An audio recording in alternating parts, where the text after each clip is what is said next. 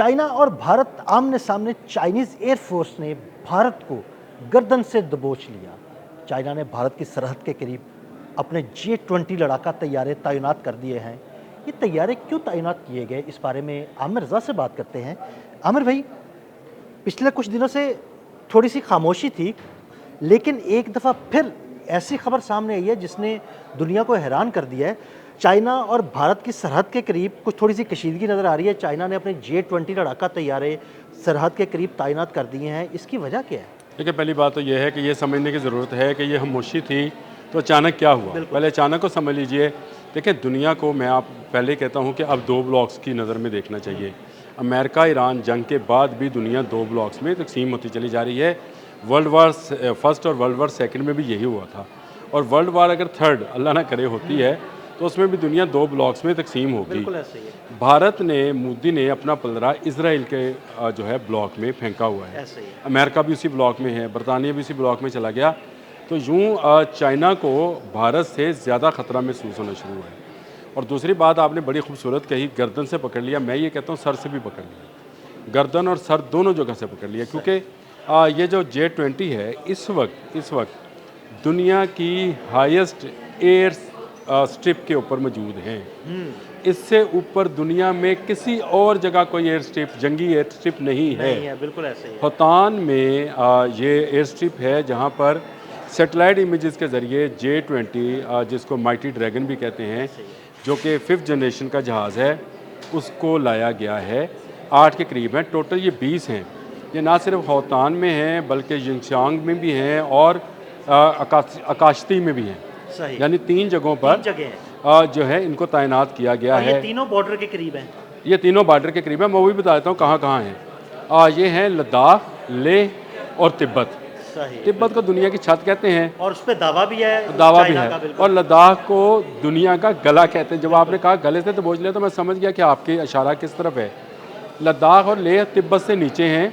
तिब्बत को दुनिया की छत या सर कहा जाता है, और उससे नीचे जो है लद्दाख और लेह है। इन 3 जगहों पर 20 J-20 जहाज़ों का तैनात किया जाना, ये आज खुद एक सोचने और समझने वाली बात है कि क्या मामला है कि जिसको लेकर चीन इतना संजीदगी से सोच रहा है। तो अब आप आ जाएं कि दुनिया फिर 2 ब्लॉक्स में तकसीम हो रही है। भारत किसी जगह से भी किसी वक्त किसी मुल्क के लिए भी, जो कि चीन का बहुत दोस्त हो सकता है, उसके साथ शरारत कर सकता है।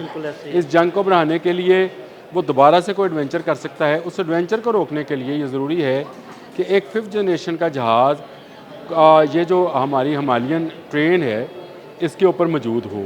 और ये कुराकोरम और हिमालयन के दरमियान में ये जो एयर स्ट्रिप मौजूद है, यहाँ पर उनको तैनात कर दिया गया है। 5th जनरेशन का जहाज़ है। भारत के पास इस वक्त फ्रेंच जो 4th जनरेशन का जहाज़ है, सिर्फ वही मौजूद है। तो टके टोकरी कर दिया ना हमने आमिर भाई। देखें, राफेल तो हमने टके टोकरी कर देखें दिया। राफेल का जहाँ तक बात की, उसको इससे इनकार तो नहीं कि भारत के पास ये सबसे जदीद जहाज़ है। सबसे जदीद यही है। अब इसके मुकाबले में अगर ये माइटी ड्रैगन खड़ा कर दिया गया है 3 जगहों पर, एक जगह पर नहीं। एक तो चीन अपनी फ़ौजी सलाहियत को टेस्ट करना चाह रहा है कि क्या 5th जनरेशन का जहाज़ इतनी बुलंदी में, बर्फ़ों के दरमियान में भी वही कारकर्दगी दिखाता है जो वो सहरा में दिखाता है। सहरा में या मैदानी इलाकों में। माइटी ड्रैगन के मतलब ये बात मशहूर है कि ये आग और पानी दोनों में सफ़र कर सकता है। यानी ये कहा जाता है कि ये सहराओं में भी उसी तरह से कारगर है जिस तरह से बर्फानी इलाकों में है। अब लेकिन अगर इसको टेस्ट ही करना था तो फिर किसी एक जगह से टेस्ट हो सकता था। सबसे बुलंद जो होतान की एयरबेस है वहाँ से कर लेते उसको, लेकिन उन्होंने 3 जगहों पर इसको तैनात किया है और टोटल 20 नंबर हैं, यानी 20 जहाज़ हैं।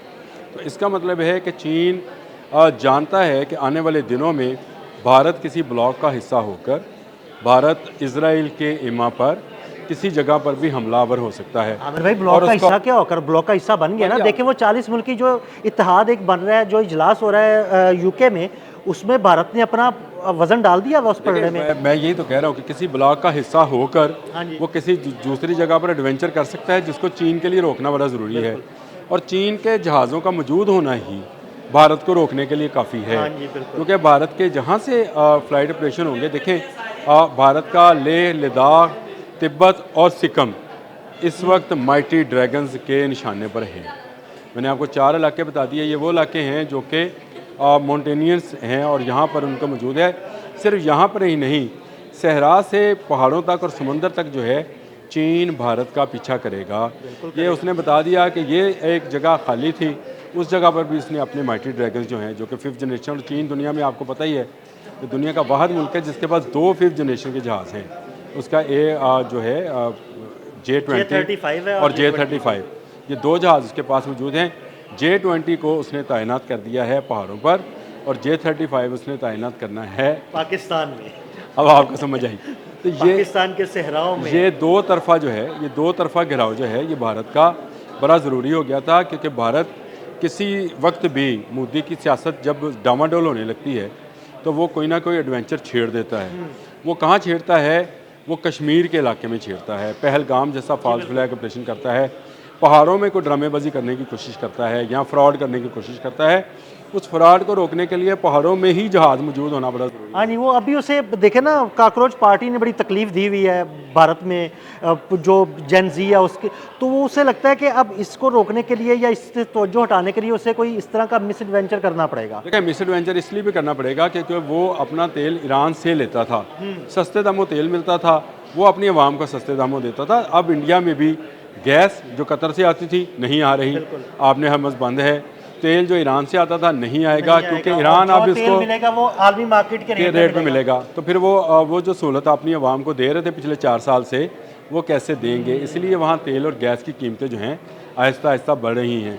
अब उनके लिए ये बड़ा मुश्किल हो गया है कि वो कोई अपनी सियासत को किसी तरीके से बचाएं। देखें, ट्रंप की, मैंने बहुत अरसा पहले आपसे कहा था कि ट्रंप की सियासत भी ख़त्म होगी और मोदी की सियासत भी ख़त्म होगी, तीसरी नेतन्याहू की भी। इस जंग ने बहुत सारे मुल्कों की सियासत ख़त्म कर देनी है। बहुत सारी पार्टीज़ जो हैं वो आपको ख़त्म होती नज़र आएंगी, वैनिश होती नज़र आएंगी। ऐसे हालात में जब एक स्पेस बनती चली जा रही है, अमेरिका कमज़ोर होता चला जा रहा है, अमेरिका को अब इत्तेहादियों की ज़रूरत पड़ रही है, तो जो दूसरी आलमी ताकतें हैं वो मजबूत होंगी। रशिया यूक्रेन वॉर की वजह से उस तरह से मजबूत नहीं हो सकता जिस तरह से मजबूत हो सकता है चाइना इस वक्त फ्री है। चाइना किसी जंग में मुलव्वस नहीं है, ना उसको मुलव्वस किया जा सकता है। लेकिन चाइना को पता है कि भारत अगर मिस एडवेंचर करेगा तो किस मुल्क पे करेगा और उस मुल्क के साथ चाइना के मफादात किस तरह से वाबस्ता हैं। तो उसने अब इसीलिए पहाड़ों के ऊपर 3 पोजीशंस लेकर वहाँ पर अपने 20 J-20 जो हैं वो तैनात कर दिए हैं। और ये सिर्फ J-20 ही तैनात नहीं है, देखिए ये इसमें PL-15 और PL-17 जो हैं वो इंटीग्रेटेड हैं, और तबाहकुन मिसाइल जो हैं वो मौजूद हैं।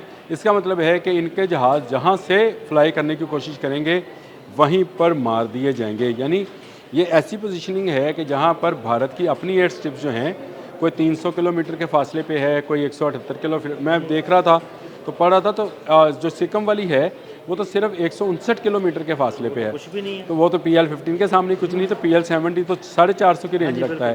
तो इसका मतलब है कि जहाज़ जहाँ से उड़ने के लिए, हमलावर होने के लिए उड़ेंगे वहीं पर उड़ा दिए जाएंगे। रनवे पर आएंगे, टैक्सी करके आएंगे, उसके बाद उड़ने की कोशिश उड़ान करने की कोशिश करेंगे तो उड़ा दिए जाएंगे। तो ये एक ऐसी स्ट्रेटजी है, मैं ये समझता हूँ कि चीन ने बर वक्त ये स्ट्रेटजी अपनाई है और उसने अपना जो इस वक्त मैं ये समझता हूँ दुनिया का बेहतरीन जहाज़ है J-20 उसको तैनात कर दिया है। और ये तैनाती जो है ये भारत के लिए मुस्तकिल एक ख़तरा है। भारत जब भी कोई एडवेंचर करेगा सबसे पहले वो सोचेगा कि उसको किस तरफ से चपेड़े लफ्ज़ सही है, चपेड़े ही पड़ती हैं, चपेड़े पड़ सकती हैं हम, क्योंकि ये यूज़ करते हमने रहे, भी चपेड़े ही मारी थी। जंगे मई में हम यूज़ करते रहे, ये लफ्ज़ मेरे ज़ुबान पे आ गया। तो ये इसको किस तरफ से चपेड़े मारी जा सकती हैं, एक तरफ से J-20, एक तरफ से J-35, फिर JF-17, फिर उसका J-10C।